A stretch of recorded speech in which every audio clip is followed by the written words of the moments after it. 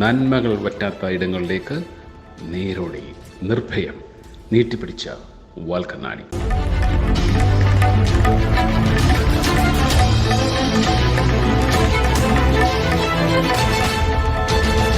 But there are programs for that too, but people programs are there, but how to get these people over to the program. Another question I would like to ask you, because you practice pain management. And now the marijuana is legalized in New York City, and the prescription drugs have an issue also. So did you think that this is an issue in the city now? The issue is going up or down? I think you mean prescription drugs, or I think both are problems. So prescription drugs, well, I think that I think that both problems have gotten worse. So I think pain is more undertreated than ever, because I think what's happened is that people are worried about treating pain because there's been so many prosecutions also related to prescription drugs. But I'm not saying the only treatment of pain is prescription. That's not what I mean. I actually do also a lot of procedures. I think there's holistic treatments. I don't think everything is about taking medication, first of all. But I think people are undertreated for pain. Pain management, right? Yeah, exactly. I mean, there's physical therapy, which we don't have access to as much because of the virus. There's a lot of different things that can be done for pain, but I think people don't have access to that for many reasons, including health insurance issues, all kinds of issues. But people do not have access to good, high-quality care, medical care. Then, on top of that, we also have a major problem with the opioid crisis. That's actually gotten worse. This past year, we've had more deaths than ever before in this crisis. So I think that's going to be worse. And even with Afghanistan. So Afghanistan is one of the countries that has the highest rate of opium production. So I think that's, again, going to get worse now that the Taliban has taken over. And then with marijuana, so generally speaking, people who are advocates of marijuana will say that, oh, it's a safe drug. People do not die of marijuana. Okay, perhaps. It's legal.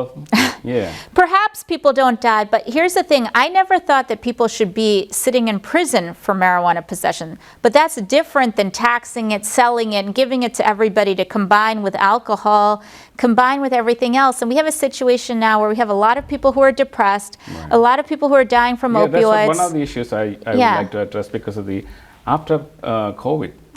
And during the COVID time, there's a lot of people are having issue with the mental issues. And how the city is addressing that situation? I don't think the city is addressing it at all. I feel like the city is actually making it worse with the mixed messages. Like when I see, for example, this past summer, just think about the message to the city. The city said two things at the same time. The pandemic is really bad. The Delta variant is dangerous. You must get vaccinated because the Delta variant can kill you. So we have to have the vaccine mandate. The situation is terrible. That's one message. But at the same time, it said, okay, telemedicine is coming to an end. You must report to work. All city workers must be physically in the office, no more remote work. And we're having an open outdoor concert, and all these things are happening at the same time. So anybody who's like sort of logical is going to wonder, is it better or is it worse? Because this is very confusing, So then, what do you think? So I think that makes people stressed out thinking of both those things at the same time. Up, and the restaurants and the shows and everything is going on as usual. At the same time, new variants are coming up.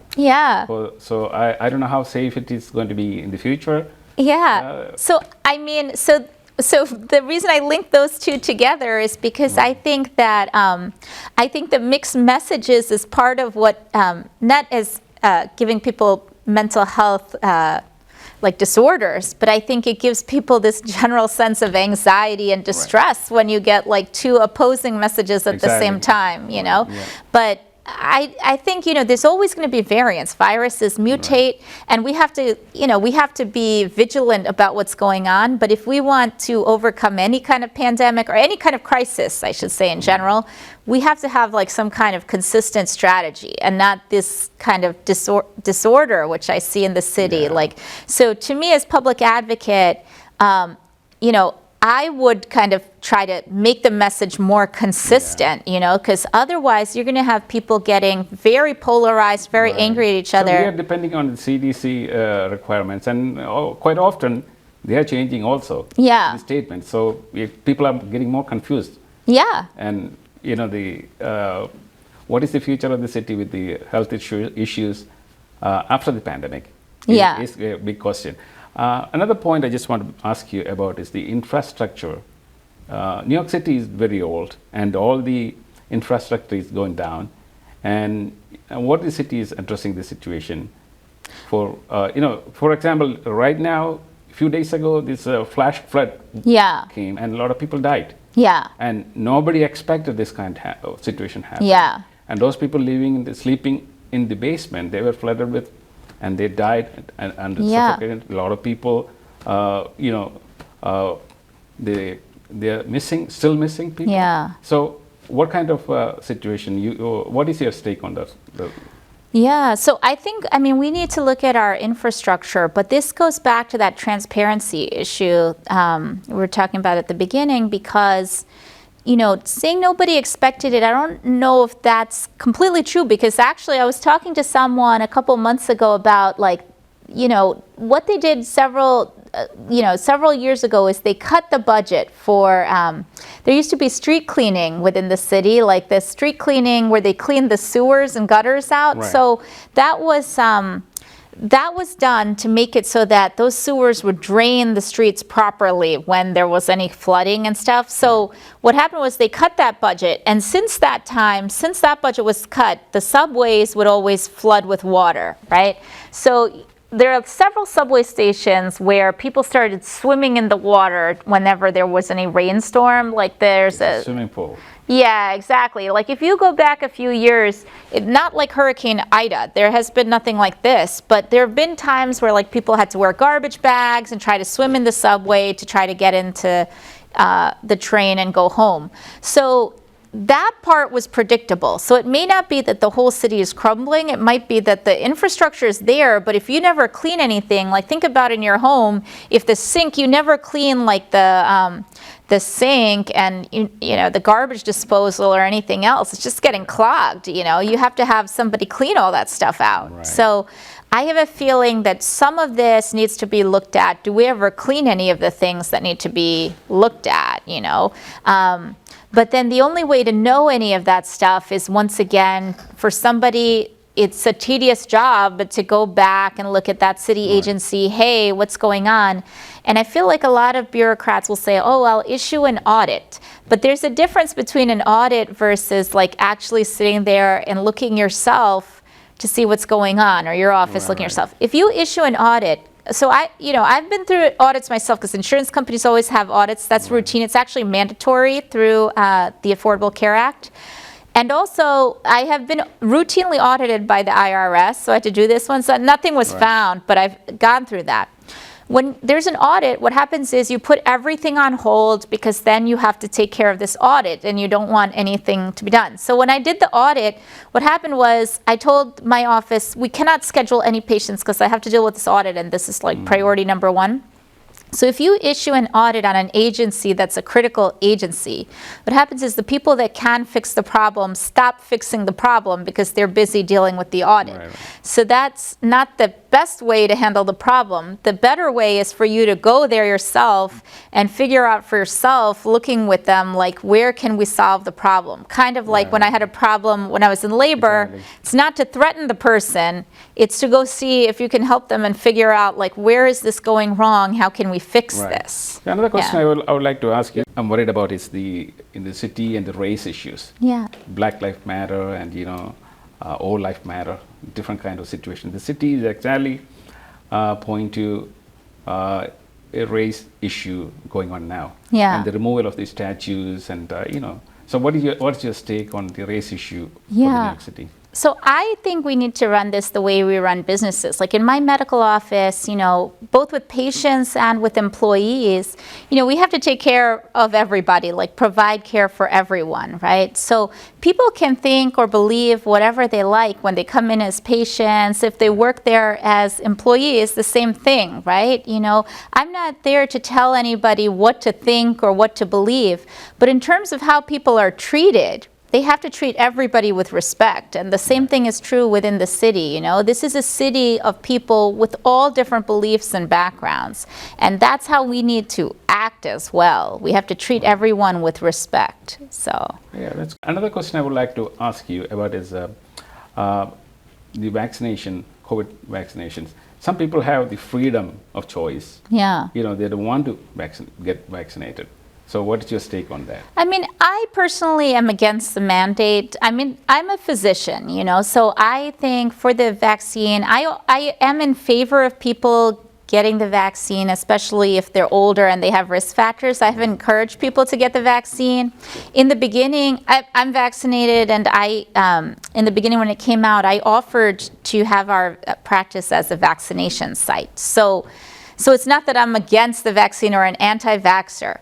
But at the same time, as a physician, you know, I am in favor of informed consent, which is sort of like where people get to decide for themselves what they want to do. So, you know, for other medical procedures that I do, like I give people all the information, the risks and benefits, let them decide what they want to do. If I do a procedure and I think this is the best option for someone, but they say no, okay, that's their decision, you know.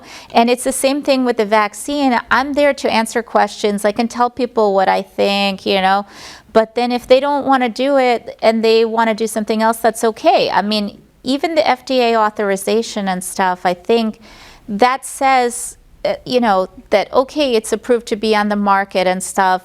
Let people make their decisions for themselves. That's my feeling.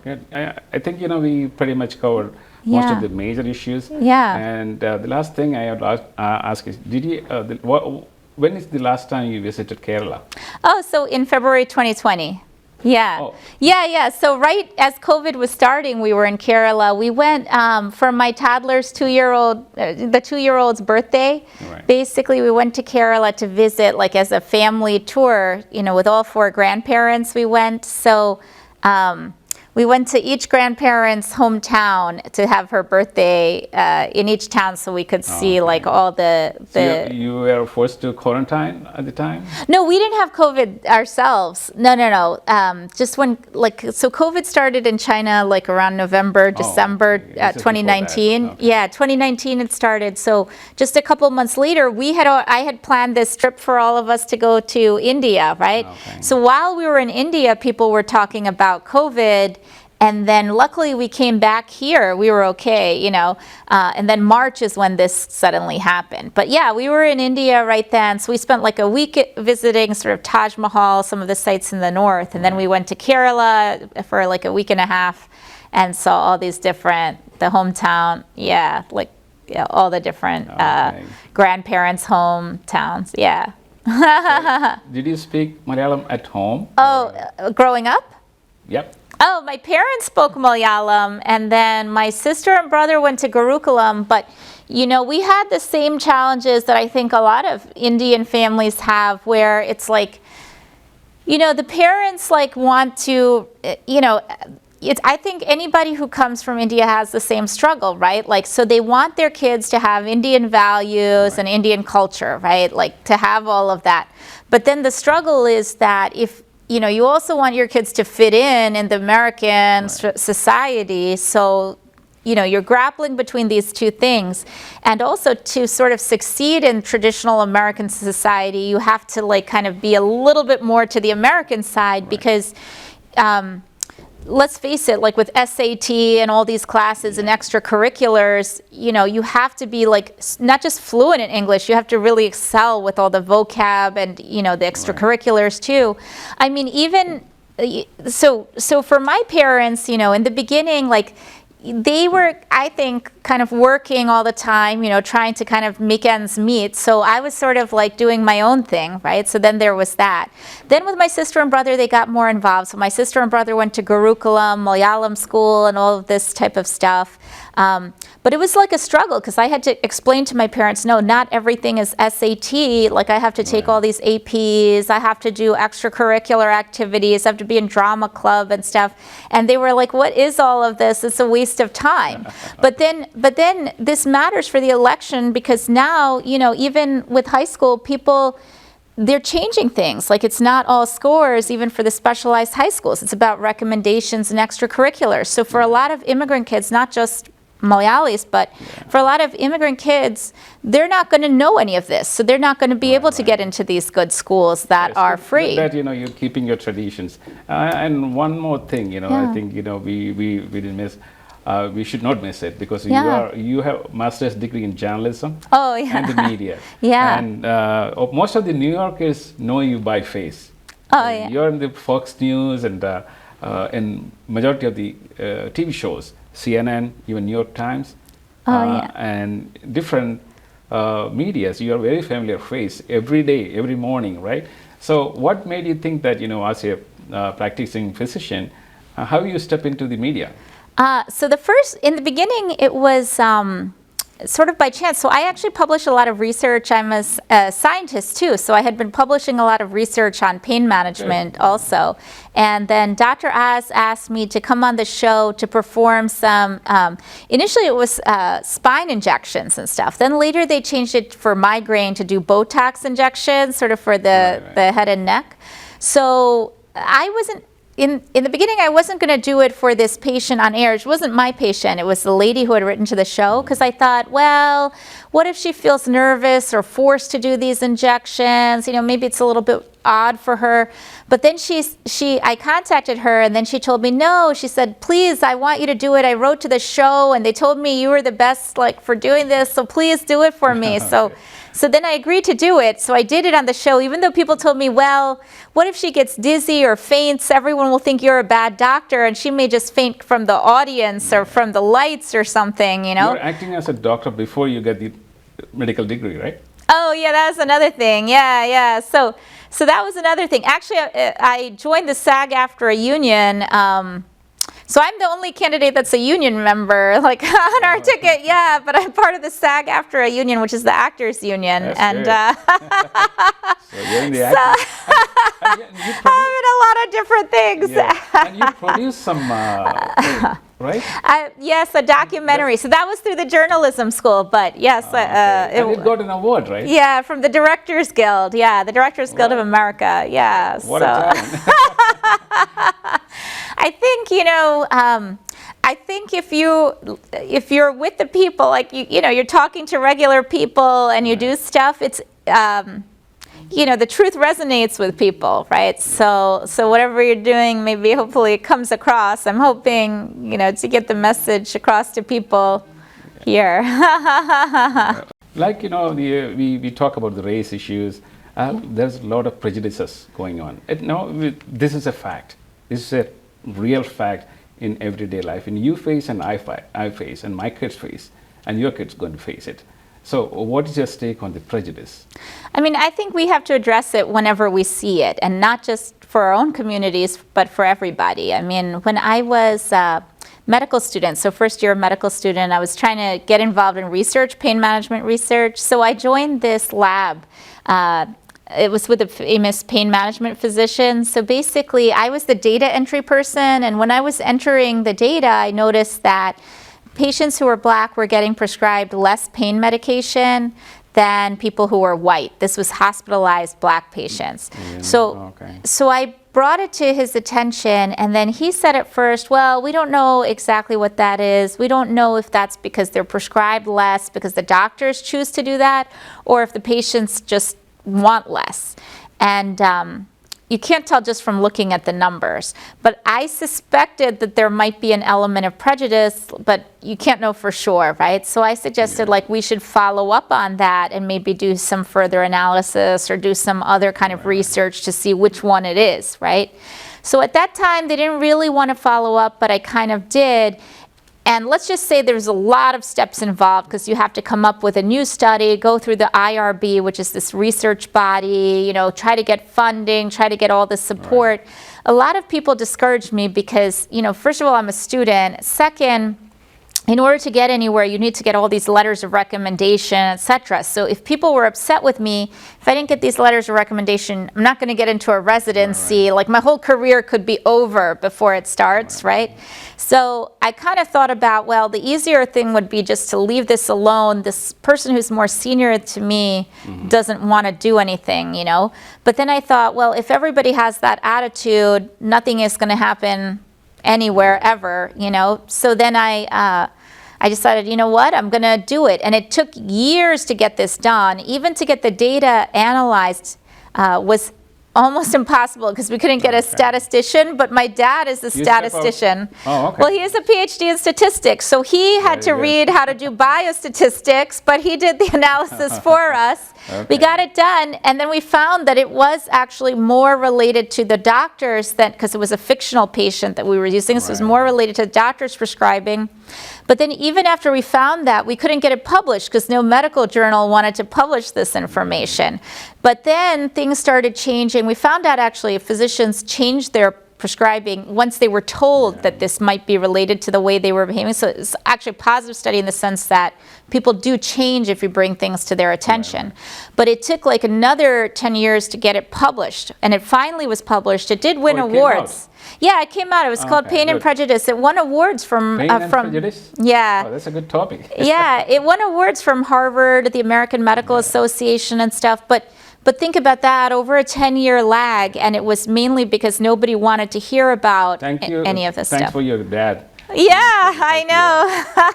Exactly. But that's where I realized, like, even one person with no money, no connections or anything else can make a difference, because I think that the people who might have read it, which later it turned out to be more, you know, they can change their behavior if they find out that maybe they might be doing something that's unfair. Yeah, that's unfair. That's a reality. Yeah. You know, so we experience every day. Yeah. So we can do whatever we can to, you know, overcome it. Yeah. And defend it. And that's what the public advocate is, right? A voice. You're on the right choice, on the right ticket. For the right cause. Yeah. Well, you know, for the closing statement, you know, you have any ideas, any suggestions, or any recommendations you can put for why you run for a public advocate? You know, my idea is that this is not about solely party or politics. This is really about fairness, transparency, predictability. We're trying to get our city better, right? We're trying to move forward and bring our city together so that, you know, we're not as polarized. Because I think a lot of people are dealing with this situation where it's family member against family member, you know, like I said, tenant against landlord, business owner against employee, vaccinated against unvaccinated, really New Yorker against New Yorker. And what's the point of that? This is not the way it should be. We should be coming together to get through a crisis together. And that's where I see myself as a public advocate that is fighting not to divide us, but to unite us so that we can overcome these challenges. Excellent. Thank you. Thank you.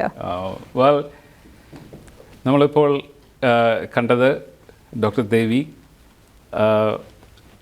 New York സിറ്റിയുടെ public അഡ്വക്കേറ്റായിട്ട് മത്സരിക്കുന്നതിന് ഉള്ള പശ്ചാത്തലമാണ് വിശദമാക്കിയത്.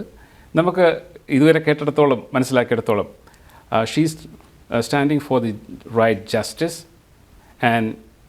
And fairness. New York സിറ്റിയിൽ ഇന്ന് ആവശ്യമുള്ളതും നമ്മുടെ മലയാളികൾ വളരെയധികം തിങ്ങിപ്പാർക്കുന്ന ന്യൂയോർക്ക് സിറ്റിയുടെ ഏരിയകളുണ്ട്. അവിടെയുള്ളവരെയൊക്കെ നമുക്ക് പറയാനുള്ളത് ഇതാണ്. ഇങ്ങോട്ട് നോക്കൂ, ഒരു മലയാളി വനിത, വളരെ യങ്ങായിട്ടുള്ളൊരു മലയാളി വനിത ധൈര്യമായിട്ട് ന്യൂയോർക്ക് സിറ്റിയുടെ കോഴ്സ് ഇതുവരെയുള്ള ഗതിവിധികൾ മാറ്റാനായിട്ട് മുമ്പോട്ട് ഇറങ്ങിയിരിക്കുകയാണ്. ആ മഹാവനിതയെ നമ്മൾ സപ്പോർട്ട് ചെയ്യേണ്ട ഓരോ മലയാളിയുടെയും കടമയാണ്. We have choices. Election is A choice. Every election is having consequences. നമ്മുടെ ഓരോ തീരുമാനങ്ങളും തിരഞ്ഞെടുപ്പുകളിലും വലിയ മാറ്റങ്ങൾ സമൂഹത്തിൽ ഉണ്ടാക്കുന്നുണ്ട്. ഈ ഒരു വലിയ മാറ്റത്തിന് വേണ്ടി ശ്രമിക്കുന്ന ഡോക്ടർ ദേവി ഒരു മാറ്റത്തിൻ്റെ ശംഖുലി ഇവിടെ ഉയർത്തുകയാണ്. അതിന് നമ്മുടെ സമൂഹത്തിൽ നിന്ന് വേണ്ട എല്ലാ പിന്തുണയും വാഗ്ദാനം ചെയ്യണം. നമ്മൾ എല്ലാവരും ഒന്നായി ഡോക്ടർ ദേവിയുടെ ക്യാമ്പയിന് വേണ്ടി സപ്പോർട്ട് ചെയ്യണമെന്ന് അഭ്യർത്ഥിക്കുകയാണ്. വാൽക്കണ്ണാടിയിലേക്ക് കടന്നു വന്ന ഈ അല്പസമയം you share your thoughts and your feelings and your stake on all the issues New York City is facing. Thank you so much. Thank you.